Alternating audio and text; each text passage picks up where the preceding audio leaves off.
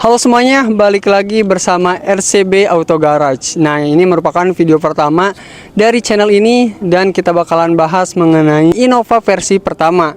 Ya, dia adalah merupakan Innova generasi pertama yang lahir di 2004. Dia itu merupakan salah satu mobil Kijang pengganti Kijang kapsul. Nah, untuk mengetahui lebih detail mengenai mobil ini, kita bahas dulu sejarah singkat dari Innova di Indonesia. Kisah Toyota Innova tak terlepas dari pendahulunya, yaitu Kijang, yang pertama kali lahir pada tahun 1977. Saat itu, Kijang dirancang sebagai Basic Utility Vehicle atau BUV, sebuah konsep yang menekankan kesederhanaan, ketangguhan, dan harga yang terjangkau. Tak heran jika Kijang dengan cepat menjadi mobil pilihan banyak keluarga di Indonesia. Saking dapat diandalkannya, mobil ini menjelma menjadi salah satu kendaraan terlaris di tanah air. Generasi pertama Innova lahir di tahun 2004 sampai 2008. Toyota Innova generasi pertama menghadirkan dua pilihan mesin yang memberikan kinerja yang andal. Mesin bensin VVT-i 2000cc 1TR FE menghasilkan tenaga sebesar 134 horsepower. Sementara untuk varian diesel berkode D4D 2500cc tersedia dalam varian E, G, dan V. Mesin-mesin ini memberikan daya yang cukup untuk mengatasi berbagai medan perjalanan di Indonesia. Untuk interiornya, Innova generasi pertama menampilkan kenyamanan dengan beragam tingkat kelengkapannya. Tipe E sudah dilengkapi dengan lapisan jok berbahan fabric, sementara tipe G menambahkan fitur-fitur seperti speaker dan dua tweeter di bagian depan. Varian teratas tipe V menghadirkan aksen wood panel, kulit sintetis pada bagian interior, AC digital, dan multi-information display atau MID yang memberikan informasi seputar kendaraan. Selain perbedaan dalam mesin, interior, dan eksterior, Innova generasi pertama juga menawarkan pilihan transmisi otomatis untuk varian tertentu. Hal ini tentu dapat meningkatkan kenyamanan pengemudi. Innova generasi kedua lahir di tahun 2008 sampai 2013. Generasi kedua Innova tetap mengandalkan mesin-mesin yang andal dari pendahulunya, yaitu mesin bensin VVT-i 2000cc dan varian diesel 2500cc masih menjadi pilihan. Innova generasi kedua ini mendapatkan penyegaran pada interior dengan tambahan fitur-fitur seperti head unit double din, AC double blower, dan velg kalen 14 in pada beberapa varian. Lanjut di generasi ketiga yang lahir pada tahun 2013 sampai 2016. Generasi ketiga Innova menempatkan keselamatan sebagai prioritas dengan menambahkan fitur-fitur seperti dual SRS airbag, sabuk pengaman dengan free tensioner, dan force limiter. Mesin-mesin yang andal dari generasi sebelumnya masih digunakan pada generasi ketiga ini. Interior Innova generasi ketiga ini tampil lebih modern dengan perubahan desain yang lebih lebar dan body kit underguard yang menambah kesan berkelas. Tambahan fitur keselamatan dan kenyamanan membuatnya lebih menarik bagi keluarga, memberikan Innova generasi ketiga ini tampil lebih berkelas dan kuat. Generasi ketiga ini menawarkan peningkatan yang signifikan dalam aspek keselamatan, menjadikan pilihan yang lebih aman bagi pelanggannya. Lanjut ke generasi keempatnya, yaitu Toyota Reborn. Toyota Innova Reborn membawa perubahan besar-besaran dengan peningkatan pada mesin. Mesin bensin 2000cc 1TR FE dan mesin diesel 2500cc D4D tetap menjadi pilihan, tetapi efisiensi bahan bakar dan kinerja mesin semakin ditingkatkan. Interior Innova Reborn menghadirkan perubahan yang signifikan dengan desain yang lebih modern dan ergonomis, material berkualitas tinggi, dan perangkat hiburan yang lebih canggih membuat pengalaman berkendara lebih nyaman. Secara eksterior, tampil lebih tajam dengan desain yang lebih modern dan garis yang lebih tegas. Ini memberikan mobil ini tampilan yang lebih segar dan menarik. Meskipun Toyota Innova Reborn masih mempertahankan konsep dasar sebagai mobil keluarga, penyegaran menyeluruh membuatnya lebih kompetitif dalam pasar otomotif yang terus berubah. Toyota Innova Reborn facelift di tahun 2020.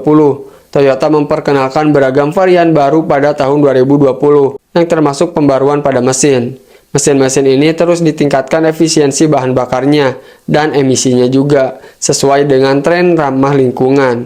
Varian-varian seperti Luxury Grade, TDR Sportivo Limited, dan Limited Edition 50 tahun Toyota Anniversary menghadirkan interior yang lebih mewah dan berkelas. Fitur-fitur seperti perangkat hiburan canggih dan material berkualitas tinggi menjadi sorotan.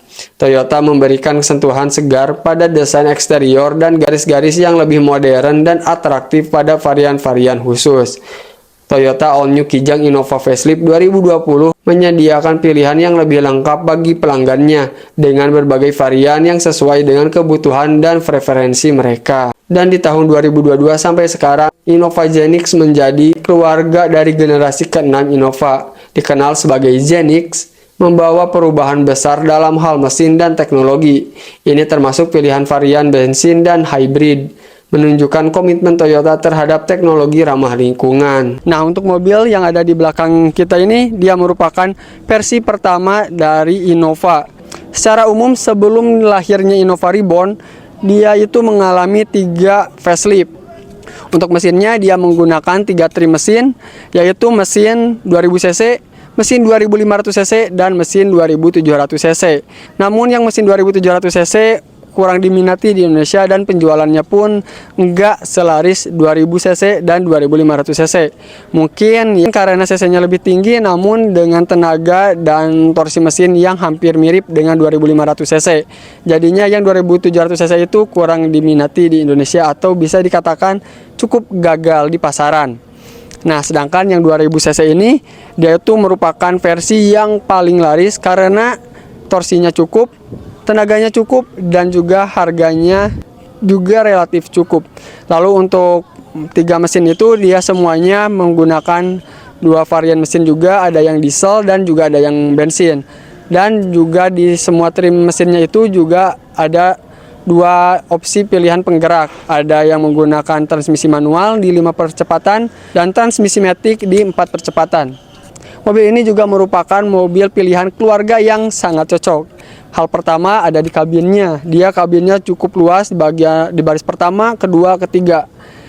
Untuk semua konfigurasi duduknya rata, jadi sangat lega. Bahkan untuk baris pertama, kedua, ketiganya pun juga lega.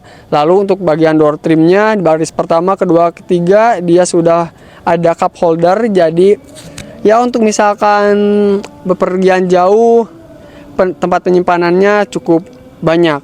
Boxnya ada 2 di bagian depan, tempat penyimpanannya juga banyak. Lalu dia juga mempunyai bagasi yang sangat besar. Kalau misalkan bagasinya itu digunakan full untuk penyimpanan. Lalu kalaupun dia diisi seluruh joknya, 3 baris-barisnya diisi, dia pun bagasinya cukup besar untuk menampung barang bawaan dari semua penumpang. Ya, jadi mobil ini emang benar-benar sangat cocok banget untuk keluarga. Lalu selain itu juga dia menggunakan penggerak roda belakang. Jadi kalau misalkan mau dibawa kemanapun, mobil ini dipastikan akan sangat reliable untuk dipakai.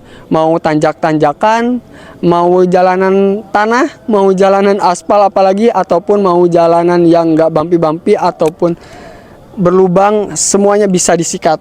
Karena ground clearance-nya juga tinggi, menggunakan penggerak roda belakang, dan juga dia itu relatif gampang sekali diurus seperti kebanyakan Kijang yang lainnya. Semua spare part-nya tersebar di seluruh penjuru Indonesia. Jadi kalau misalkan kalian mau bawa mobil ini untuk touring, untuk perjalanan yang sangat jauh, mau keliling Indonesia pun, mobil ini akan sangat enak dikendarai. Jadinya nggak terlalu worry, nggak terlalu ketakutan untuk membawa mobil ini berpetualang. Karena yaitu spare partnya ada di mana-mana. Jadi kalau misalkan kalian mengalami trouble di jalan, nggak perlu khawatir karena mesinnya, spare partnya pasti akan semua bengkel bisa tangani. Dibandingkan dengan mobil-mobil zaman sekarang. Nah, oke, segitu aja dulu untuk video kita kali ini. Jika kalian suka dengan video ini, silahkan like. Jika ada masukan dan saran, silahkan tulis di kolom komentar. Dan jika ingin mengetahui video-video selanjutnya dari channel ini, silahkan klik subscribe dan nyalakan lonceng notifikasinya. Oh iya, jika kalian minat dengan mobil ini, bisa kalian coba cek di deskripsi. Nanti akan ada nomor WhatsApp yang bisa kalian hubungi jika kalian berminat dengan mobil ini. Karena mobil ini juga dijual.